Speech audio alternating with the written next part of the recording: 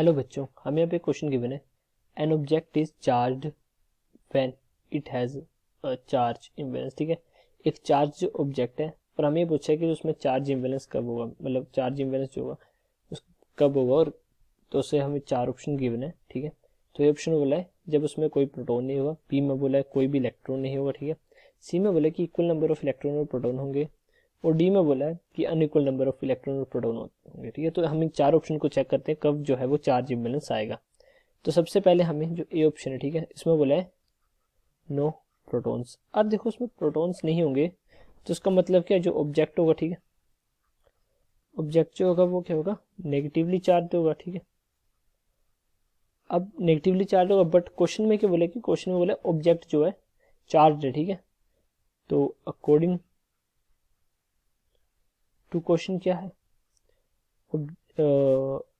Object जो है वो चार्ज है। ठीक है, अब ऑब्जेक्ट चार्ज है, ठीक है, बट हमें ये नहीं पता कि ऑब्जेक्ट चार्ज है, बस इतना पता है कि ऑब्जेक्ट चार्ज है, बट हमें ये नहीं पता है कि उसमें पॉजिटिव चार्ज है नेगेटिव चार्ज है। ठीक है, तो इससे क्या होगा, हमें यहाँ पे आएगा ऑब्जेक्ट में हैव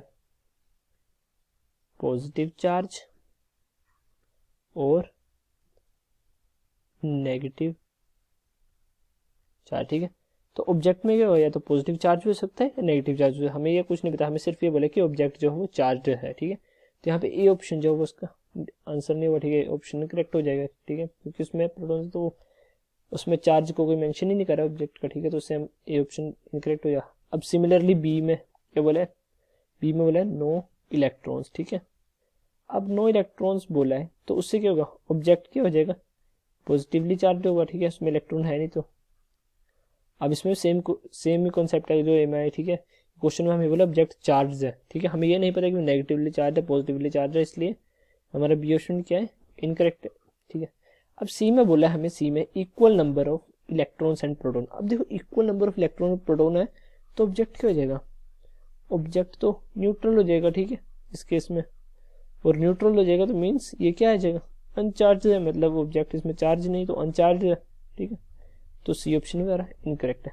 जो डी ऑप्शन है इसमें हमें बोला है object contain unequal number of electron and proton. ठीक है, तो हमें यहाँ पे ये बोला कि नंबर, अब देखो अनइक्वल बोला, ठीक है, तो number of proton is greater than number of electron, या फिर number of electron is greater than number of proton. ठीक है, कुछ भी हो सकता है। तो हमें पता है कि जो हमें यहाँ पे बोला चार्ज इम्बेलेंस है, तो चार्ज इम्बेलेंस इसी में आएगा क्योंकि जो प्रोटॉन्स और इलेक्ट्रॉन होंगे उनके नंबर अनइक्वल होंगे। ठीक है, तो उससे क्या होता है, चार्ज इम्बेलेंस आता है। ठीक है, ट्रांसफर चार्ज होता है तो उससे चार्ज इम्बेलेंस आएगा। ठीक है, जो डी ऑप्शन है वो क्या इसका करेक्ट आंसर है।